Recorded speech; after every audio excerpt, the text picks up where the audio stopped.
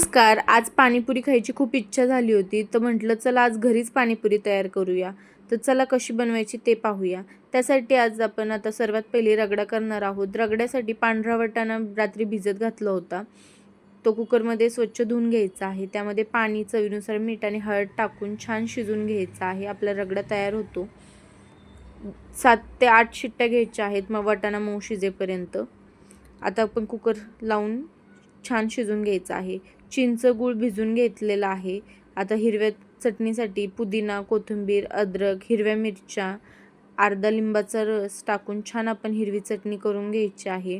त्याचसोबतच चिंच आणि गूळ देखील मिक्सरला छान वाटून घ्यायचं आहे. याची पेस्ट एका चाळणीमध्ये हिरवी पेस्ट आणि वाटीभर आपले गोड चटणी घ्यायची आहे आणि एकत्र छान गाळून घ्यायचं आहे. पातेल्यामध्ये बर्फ घ्यायचा आहे खाली आणि छान हे गाळून झाल्यानंतर त्यामध्ये चवीनुसार मीठ, चाट मसाला, जिरेपूड भाजलेली आणि त्याचसोबत पाणीपुरी मसाला टाकून छान एकत्र मिक्स करून घ्यायचं आहे.